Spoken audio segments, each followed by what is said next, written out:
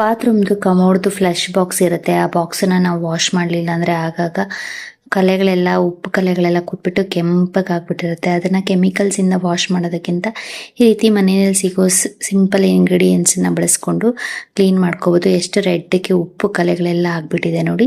ನಾವು ಮೊದಲಿಗೆ ಅಡುಗೆ ಸೋಡಾ ತೊಗೋಬೇಕು. ಅಡುಗೆ ಸೋಡಾನ ನಾನಿಲ್ಲಿ ಚಿಕ್ಕದು ಒಂದು ಫುಲ್ ಪ್ಯಾಕೆಟ್ ಫುಲ್ಲು ಅಡುಗೆ ಸೋಡಾನ ಹಾಕೋತಾ ಇದ್ದೀನಿ. ಸುತ್ತೂ ಹಾಕ್ಕೋಬೇಕು. ಜೊತೆಗೆ ನಾನಿಲ್ಲಿ ಒಂದು 1/4 ಬಾಟ್ಲಷ್ಟು ವಿನೆಗರ್ ಹಾಕೋತಾ ಇದ್ದೀನಿ. ವೈಟ್ ವಿನೆಗರ್ ಇದ್ದರೆ ವೈಟ್ ವಿನೆಗರೇ ಹಾಕೊಂಡ್ರೆ ನೀಟಾಗಿ ಕಲೆಗಳೆಲ್ಲ ಬಿಡುತ್ತೆ. ನಾನು ವಿನೆಗರ್ ಹಾಕ್ಕೊಂಡಿದ್ದೀನಿ, ನಾರ್ಮಲ್ ಸಿಂಥೆಟಿಕ್ ವಿನೆಗರ್ ಹಾಕೊಂಡಿದ್ದೀನಿ. ವಿನೆಗರ್ ಹಾಕಿ ನಾನು ಇದಕ್ಕೆ ಒಂದು ಸ್ವಲ್ಪ ಬಿಸಿ ನೀರು ಹಾಕ್ತಾ ಇದ್ದೀನಿ. ನಾವು ಬಿಸಿ ನೀರು ಹಾಕಿದ ತಕ್ಷಣ ವಿನೆಗರು ಮತ್ತು ಸೋಡಾ ಎಲ್ಲ ರಿಯಾಕ್ಟ್ ಆಗಿ ಬಿಸಿ ನೀರು ಜೊತೆ ನಾವು ಒಂದು ಸ್ವಲ್ಪ ಹೊತ್ತು ಅದನ್ನು ಹಾಗೆ ಬಿಟ್ಬಿಡಬೇಕು. ನೀರು ಫುಲ್ ಫ್ಲಶ್ ಬಾಕ್ಸ್ ನೀರು ತುಂಬ್ಕೊಳೋ ಹಾಗೆ ತುಂಬಿಸ್ಬಿಟ್ಟು ನೀರನ್ನು ಒಂದು ಸ್ವಲ್ಪ ಹೊತ್ತು ಒಂದು 1/2 hour ಬಿಟ್ಟು ಆಮೇಲೆ ವಾಶ್ ಮಾಡ್ಕೊಳ್ಳೋದ್ರಿಂದ ನೀಟಾಗಿ ಕ್ಲೀನ್ ಆಗಿಬಿಡುತ್ತೆ. ಆ ಕಲೆಗಳೆಲ್ಲ ಮತ್ತು ಕೆಳಗಡೆ ಕೆಂಪಕ್ಕೆ ಮಡ್ಡು ಥರ ಎಲ್ಲ ಇದೆಲ್ಲ ಅದನ್ನು ನಾವು ಒಂದು 2 ಸರಿ 3 ಸರಿ ಫ್ಲಶ್ ಮಾಡ್ತಾ ಕ್ಲೀನ್ ಆಗಿಬಿಡತ್ತೆ. ಇದ್ರ ಜೊತೆಗೆ ನಾನು ಇಲ್ಲಿ ಒಂದು 2 ಸ್ಪೂನಷ್ಟು ಡಿಟರ್ಜೆಂಟ್ ಪೌಡರ್ನ ಹಾಕ್ಕೊಂಡಿದ್ದೀನಿ. ಡಿಟರ್ಜೆಂಟ್ ಲಿಕ್ವಿಡ್ ಆದರೂ ಹಾಕ್ಬೋದು. ಹಾಕ್ಬಿಟ್ಟು ನಾವು ಒಂದು ಸ್ವಲ್ಪ ಹೊತ್ತು ಬಿಟ್ಬಿಡಬೇಕು.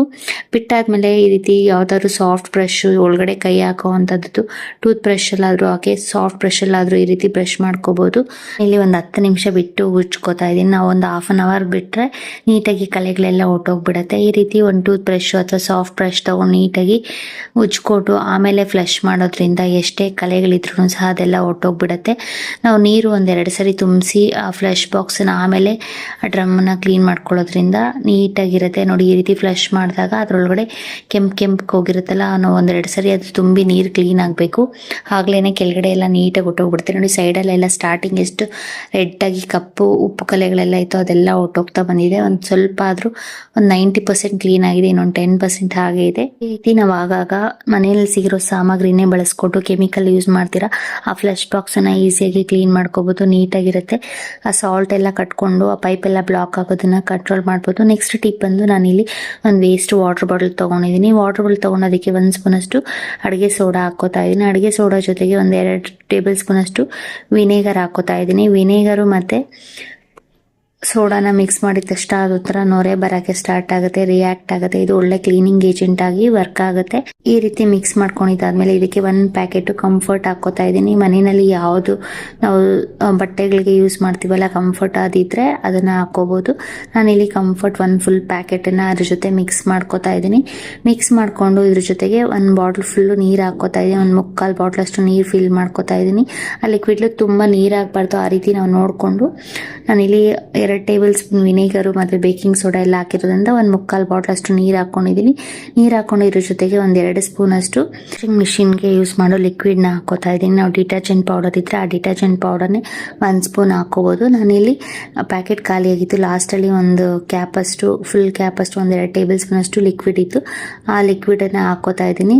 ಲಿಕ್ವಿಡನ್ನು ಸೇರಿಸ್ಕೊಂಡು ನಾವು ಹಾಕೊಂಡಿರೋ ಎಲ್ಲ ಮಿಕ್ಸ್ಚರ್ನು ಚೆನ್ನಾಗಿ ಮಿಕ್ಸ್ ಆಗೋ ಹಾಗೆ ಬಾಟಲ್ ಕ್ಯಾಪ್ ಹಾಕಿ ಶೇಕ್ ಮಾಡಿಬಿಟ್ಟು ಲಿಕ್ವಿಡ್ನ ರೆಡಿ ಮಾಡ್ಕೋಬೇಕು. ನಾವು ಕಂಫರ್ಟ್ ಹಾಕಿರೋದ್ರಿಂದ ಡಿಶ್ ಸೋಪ್ ಹಾಕಿರೋದ್ರಿಂದ ಕ್ಲೀನು ಆಗುತ್ತೆ ಮತ್ತು ಸ್ಮೆಲ್ಲು ಸಹ ಗಮ್ ಅಂತ ಇರುತ್ತೆ. ನಾವು ಈ ಲಿಕ್ವಿಡ್ನ ರೆಡಿ ಮಾಡ್ಕೊಂಡಿದ್ದಾದಮೇಲೆ ಈ ಲಿಕ್ವಿಡ್ನ ತೊಗೊಂಡೋಗಿ ನಾವು ಕಮೋಡ್ ಫ್ಲಶ್ ಬಾಕ್ಸ್ ಇರುತ್ತಲ್ಲ ಆ ಬಾಕ್ಸಲ್ಲಿ ಹಾಕಿಟ್ಬಿಟ್ರೆ ಪ್ರತಿ ಸರಿ ಫ್ಲಶ್ ಮಾಡಿದಾಗಲೂ ಸಹ ಆ ಲಿಕ್ವಿಡ್ ಒಂಚೂರು ರಿಲೀಸ್ ಆಗಿ ಬರೋದ್ರಿಂದ ಆ ಸ್ಮೆಲ್ಲು ಚೆನ್ನಾಗಿರುತ್ತೆ ಮತ್ತು ಆ ಬ್ಯಾಡ್ ಸ್ಮೆಲ್ ಎಲ್ಲ ಬರೋದೆಲ್ಲ ಕ್ಲೀನಾಗೂ ಇರುತ್ತೆ ಕಮೋಡು. ನೋಡಿ, ನಾನು ಕೆಳಗಡೆ ಈ ರೀತಿ ಉಲ್ಟಾ ಮಾಡಿಬಿಟ್ಟು ಕೆಳಗಡೆ ಒಂದು 2 ರಿಂದ 3 ಚಿಕ್ಕದಾಗಿ ಹೋಲ್ ಮಾಡ್ಕೋತಾ ಇದ್ದೀನಿ. ಹೋಲ್ ಮಾಡ್ಕೊಂಡಾದ್ಮೇಲೆ ಈ ಲಿಕ್ವಿಡ್ನ ಕಮೋಡ್ದು ಆ ಬಾಕ್ಸ್ ಇರುತ್ತಲ್ಲ ಆ ಬಾಕ್ಸ್ ಕ್ಯಾಪ್ ತೆಗೆದು ನಾವು ಈ ರೀತಿ ಫ್ಲಶ್ ಬಾಕ್ಸಲ್ಲಿ ಆ ಬಾಟಲ್ನ ಹಾಕೋಬೇಕು. ನಾವು ಹೋಲ್ ಮಾಡಿರೋದು ಕೆಳಗಡೆ ಇರೋ ಹಾಗೆ ಬಾಟಲ್ನ ಉಲ್ಟಾ ಮಾಡಿ ಹಾಕಬೇಕು. ಉಲ್ಟಾ ಮಾಡಿ ಹಾಕಿದಾಗ ಪ್ರತಿ ಸರಿ ಫ್ಲಶ್ ಮಾಡಿದಾಗಲೂ ಸಹ ಒಂಚೂರು ಲಿಕ್ವಿಡ್ ರಿಲೀಸ್ ಆಗಿ ಆ ನೀರಿನ ಜೊತೆ ಈ ರೀತಿ ಕಮೋಡ್ ಫ್ಲಶ್ ಮಾಡಿದಾಗ ನೀರು ಬಂದು ನೋಡು ನೀಟಾಗಿರುತ್ತೆ ಮತ್ತು ಕ್ಲೀನಾಗೂ ಇರುತ್ತೆ. ಬ್ಯಾಡ್ ಸ್ಮೆಲ್ಲು ಸಹ ಬರಲ್ಲ, ಗಮ್ ಅಂತ ಇರುತ್ತೆ. ಈ ಕ್ಲೀನಿಂಗ್ ಟಿಪ್ಸು ನಿಮ್ಗೆ ಯೂಸ್ಫುಲ್ ಅಂದರೆ ಲೈಕ್, ಶೇರ್, ಸಬ್ಸ್ಕ್ರೈಬ್ ಮಾಡಿ. Thank you.